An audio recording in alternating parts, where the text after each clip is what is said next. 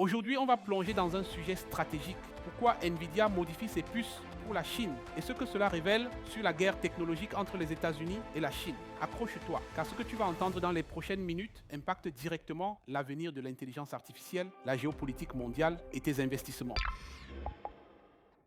Depuis plusieurs années, les États-Unis tentent de ralentir la montée en puissance technologique de la Chine. Ils imposent donc des restrictions sur les exportations de puces avancées, comme celle d'Nvidia. Mais voilà, Nvidia ne quitte pas le marché chinois. Ils adaptent leur puce H20 pour rentrer dans les règles américaines, tout en continuant à vendre à la Chine. Résultat, une version dégradée de la puce, qui reste quand même très puissante. Mais pourquoi ce flou réglementaire? Parce que la Maison-Blanche elle-même envoie des signaux contradictoires. Les politiques changent selon les administrations, les lobbies, les négociations commerciales. Et ce flou crée une incertitude massive pour les investisseurs. Ce que cela révèle pour nous investisseurs, Nvidia maîtrise parfaitement le jeu géopolitique.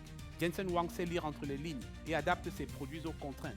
Le marché chinois est trop important pour être ignoré. Même sous pression politique, les entreprises américaines veulent y rester. Les exportations de puces sont devenues une arme économique. Comme le pétrole hier, les semi-conducteurs sont aujourd'hui un levier de pouvoir global. Ce que les grands investisseurs comme David Sachs ou Eric Schmidt dénoncent, ils estiment que la bureaucratie américaine freine sa propre innovation et que pendant ce temps, la Chine avance avec ses propres puces, ses propres plateformes. D'un point de vue boursier, cela signifie que le secteur des puces reste extrêmement stratégique, mais il évolue dans un climat d'incertitude politique. Et les investisseurs doivent apprendre à lire au-delà des chiffres trimestriels. En conclusion, en tant qu'investisseur, il ne suffit plus d'analyser les bilans. Il faut intégrer les dimensions géopolitiques, les arbitrages stratégiques des entreprises et la capacité à s'adapter aux règles mouvantes. Nvidia aujourd'hui nous montre comment gagner dans la zone grise. Mais cela ne veut pas dire que le risque est absent. Il est simplement déplacé. Et toi, que penses-tu de la stratégie de Nvidia? Est-ce une manœuvre brillante ou une fuite en avant? Dis-le-moi en commentaire. Et surtout, like, partage et abonne-toi si tu veux continuer à t'informer sur l'actualité des marchés boursiers.